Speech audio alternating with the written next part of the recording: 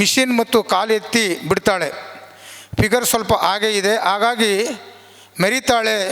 ಈ S C ಕ್ಯಾಂಡಿಡೇಟ್ಗಳಿಗೆ ಯಾರಿದ್ದಾರೆ ಅಂತಕ್ಕಂಥ ಪದವನ್ನು ಎಷ್ಟು ಧೈರ್ಯದಿಂದ ಬಳಸ್ತಾನೆ ಹೇಳಿ.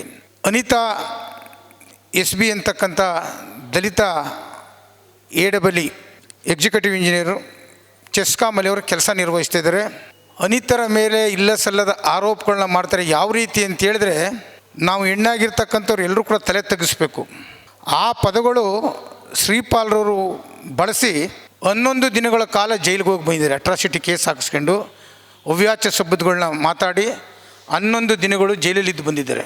ಮತ್ತು ಇವ್ರ ಮೇಲೆ 9 ಪೊಲೀಸ್ ಸ್ಟೇಷನಲ್ಲಿ ದೂರು ದಾಖಲಿದೆ. ಮತ್ತು ಇವ್ರ ಮೇಲೆ ಬೇರೆ ಬೇರೆಯವರು ಕೂಡ RTI ಬರೆದು ಇವ್ರ ಬಗ್ಗೆ ಮಾಹಿತಿನೂ ಕೂಡ ಕೇಳಿರ್ತಕ್ಕಂಥದ್ದು.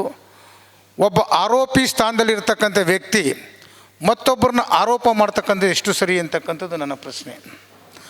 ಅದು ಯಾರನ್ನು ಗುರಿಯಾಗಿ ಇಟ್ಕೊಂಡಿದ್ದೀನಿ ಅಂತ ಹೇಳಿದ್ರಿ, ಅವನ ಪದ ಬಳಕೆ ಯಾವ ರೀತಿ ಇದೆ ಅಂತೇಳಿ ನಾನು ಮಾತಾಡ್ತೀನಿ, ನನಗೇನು ಚಿಂತೆ ಇಲ್ಲ. 8/12/2025 ಶ್ರೀಪಾಲ್ರವರು ಅನಿತಾ ಎಸ್ ಬಿರವರ ಬಗ್ಗೆ ಅವ್ಯಾಚ ಶಬ್ದಗಳಿಂದ ಅವಳಿಗೆ ಯಾರ ಸಪೋರ್ಟ್ ಇಲ್ಲ.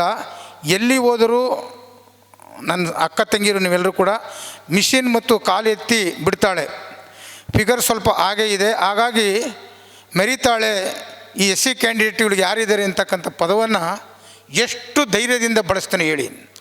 ನಮ್ಮ ಸಂಘಟನೆ ಅಥವಾ ನಮ್ಮ ವ್ಯಕ್ತಿತ್ವ ಅವನಿಗಿನ್ನೂ ಗೊತ್ತಿಲ್ಲ ಅನ್ನಂಗೆ ಕಾಣಿಸ್ತದೆ.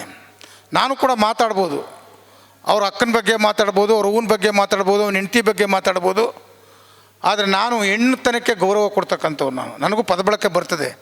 ನನ್ನ ಹೆಣ್ಮಗಳಿಗೆ ಅವನು ಆ ರೀತಿ ಪದ ಬಳಕೆ ಮಾಡಿದೆ ಅಂತ ಹೇಳಿದ್ರೆ ನನಗೂ ಕೂಡ ಮಾತಾಡೋಕ್ಕೆ ಬರ್ತದೆ. ನಾನು ಅವನ ಥರ ಬೀದಿಲಿ ನಿಂತ್ಕೊಂಡು ಎಲ್ಲೋ ವ್ಯಾಟ್ಸಪ್ ಫೇಸ್ಬುಕ್ಕಲ್ಲಿ ಮಾತಾಡೋಕ್ಕಿಲ್ಲ. ಮನೆ ಮುಂದೆ ಹೋಗಿ ನನ್ನ ಸಂಘಟನೆ ಮಾತಾಡೋ ಶಕ್ತಿ ಇರೋದು ನಮಗೆ.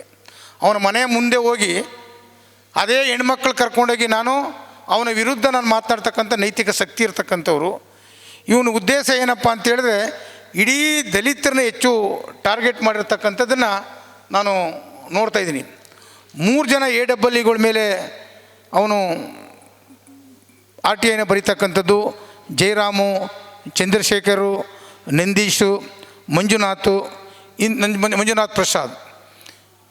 ಇವ್ರಿಗೆ ದಲಿತರು ಇಂಥ ಹುದ್ದೆಯಲ್ಲಿ ಇವ್ರು ಯಾವ ರೀತಿ ಬಂದಿದ್ದಾರೆ, ಇವ್ರು ಯಾವ ರೀತಿ ಶಿಕ್ಷಣ ಸಿಕ್ತು, ಈ ಥರ ಇವರು ಎಲ್ಲೋ ಇದ್ದಂಥವ್ರು ಇವತ್ತು ಒಳ್ಳೆ ಬಟ್ಟೆ ಹಾಕ್ಕೊಂಡು ಒಳ್ಳೆ ಊಟ ಮಾಡ್ಕೊಂಡು ಇವತ್ತು ಐಷಾರಾಮಿ ಜೀವನ ಮಾಡ್ತಾರೆ ಅಂತಕ್ಕಂಥ ಪದ ಬಳಕೆ ಇದೆಯಲ್ಲ, ಅದನ್ನು ನಾನು ವಿರೋಧಿಸ್ತೀನಿ. ಯಾಕೆಂದರೆ ನಾವು ಸತ್ಸತ್ಮಾನಗಳಿಂದನೂ ಕೂಡ ಶೋಷಣೆಗೆ ಒಳಗಾಗಿದ್ದವರು ಅಂತಂದವರು.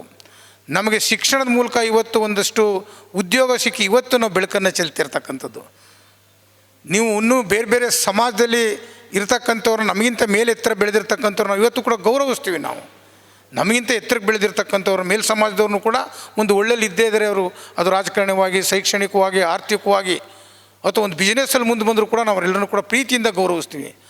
ಆದರೆ ನಮ್ಮನ್ನು ಹೆಸರನ್ನು ಹಿಡ್ಕೊಂಡಕ್ಕೆ ಮಾತಾಡ್ತಕ್ಕಂಥ ನೈತಿಕತೆ ಮತ್ತು ಇವನ ಹಿಂದೆ ಯಾರಿದ್ದಾರೆ ಅಂತಕ್ಕಂಥದ್ದು ನನ್ನ ಪ್ರಶ್ನೆ. ಈಗಾಗಲೇ ನಮ್ಮ ಸಂಘಟನೆ MD ಅವ್ರಿಗೆ ದೂರು ಕೊಟ್ಟಿದ್ದೆ, ಮತ್ತು ರಾಜ್ಯ ಅವರ ಅಸೋಸಿಯೇಷನ್ಗೆ ದೂರು ಕೊಟ್ಟಿದ್ದೆ. ಇವನ್ನ ಫಸ್ಟು ಪಕ್ಷಕ್ಕೆ ದೂರು ಕೊಟ್ಟಿದ್ದೆ, ಕಾಂಗ್ರೆಸ್ ಪಕ್ಷಕ್ಕೆ, ಅಥವಾ ನಗರದಲ್ಲಿದ್ದನೋ ಗ್ರಾಮೀಣ ಭಾಗದಲ್ಲಿದ್ದನೋ ಗೊತ್ತಿಲ್ಲ. ಶ್ರೀಪಾಲ್ ಅಂತಕ್ಕಂಥ ವ್ಯಕ್ತಿ ನಾವು ಜಿಲ್ಲಾ ಅವ್ರಿಗೂ ಕೊಟ್ಟಿದ್ದೀವಿ, ಮತ್ತು ನಗರ ಮಟ್ಟದವ್ರಿಗೂ ಕೂಡ ಕೊಟ್ಟಿದ್ದಾರೆ. ಅವನು ಫಸ್ಟು ಪಕ್ಷದಿಂದ ವಜಾ ಆಗಬೇಕು. ಯಾಕೆಂದರೆ ಒಂದು ಪಕ್ಷದ ಹೆಸರನ್ನು ಹೇಳ್ಕೊಂಡು ಒಂದು ಹೆಣ್ಣನ್ನು ಈ ರೀತಿ ಅವ್ಯಾಚ ಶಬ್ದಗಳನ್ನ ಬಳಸ್ತಕ್ಕಂಥದ್ದು ಇದೆಯಲ್ಲ, ಇದನ್ನು ನಾನು ಅವನ್ನ ಖಂಡಿಸ್ತೀನಿ. ಮತ್ತು ಅವನ ಗುತ್ತಿಗೆಯನ್ನು ರದ್ದು ಮಾಡಬೇಕು ಅಂತಕ್ಕಂಥದ್ದೇ ನಮ್ಮ ಉದ್ದೇಶ. ಅವನ ಗುತ್ತಿಗೆಯನ್ನು ರದ್ದು ಮಾಡಬೇಕು. ಯಾಕಂದರೆ ಆ ಚೆಸ್ಕಾಮಲ್ಲೇನೋ ಕಾಂಟ್ರಾಕ್ಟ್ದಾರನಂತೆ ಅವನು. ಆಮೇಲೆ ಯಾವುದು ದಾಖಲಾತಿ ಸರಿಗಿಲ್ಲದಿರೋ ತಗೊಂಡೋಗಿ ಇದಕ್ಕೆ ಸಹಿ ಹಾಕಿ ಅಂತ ಹೇಳೋದು, ಅರ್ಜಿ ಕರೆಕ್ಟಾಗಿ ತಗೊಂಡೋಗದಿರೋದನ್ನು ಸಹಿ ಹಾಕಿ ಅಂತ ಹೇಳೋದು.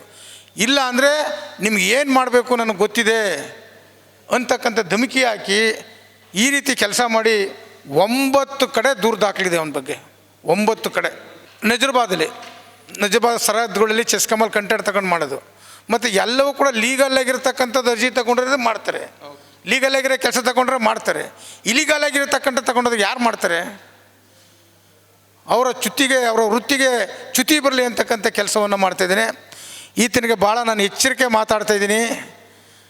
ನೀನು ಇದೇ ಥರ ನಿನ್ನ ಪುಂಡಾಟಿಕೆ ಯಾರೂ ಇಲ್ಲ ಅಂತಕ್ಕಂಥದ್ದು ಬೇಡ. ಮಾತಾಡ್ತಾ ಇರೋರು ಪುರುಷೋತ್ತಮ್, ಅದನ್ನು ಫಸ್ಟ್ ನೀನು ಅರ್ಥ ಮಾಡ್ಕೋಬೇಕು. ನೀ ಬಂದರೆ ನೇರವಾಗಿ ಮಾತಾಡು. ಆಕೆ ಮೇಲೆ ನೀನು ಆರೋಪ ಇಲ್ಲಿಗಂಟ ನೀನು ಕೊಟ್ಟಿರ್ತಕ್ಕಂಥ ಯಾವ್ಯಾವ ದೂರಿಗೆ ಅದು ಅಪಾದನೆಗೆ ಸಿಕ್ಕಿದ್ದಾಳೆ ಹುಡುಗಿನಂತ ಸಾಬೀತಾಗಬೇಕು. ನೀ RTI ಕೊಟ್ಟಿದ್ದೆ ಹುಡುಗಿ ಬಗ್ಗೆ, ಒಂದೇನಾದ್ರು ಕೂಡ ಸಾಬೀತಾಗಿದ್ದರೆ ನಾನು ಆ ಹುಡುಗಿ ಪರ ನಾನು ಮಾತಾಡೋದಿಲ್ಲ, ಅನಿತಿನ ಪರವಾಗಿ.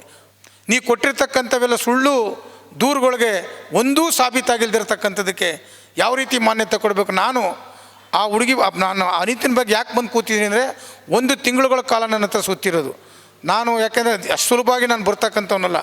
ಒಬ್ಬ ಅಧಿಕಾರಿ ಪರವಾಗಿ ನಾನು ಇಲ್ಲಿ ಕೂತ್ಕೊಂಡು ಮಾತಾಡ್ತೀನಿ ಅಂದರೆ ನಾನು ಎಲ್ಲವನ್ನೂ ಕೂಡ ಸರ್ವೆ ಮಾಡಿ ಅವ್ರ ಬಗ್ಗೆ ಡೀಟೇಲ್ಸ್ ತಗೊಂಡು ನಾನು ಹಾಗೂ ಹೇಳಿದ್ದೀನಿ.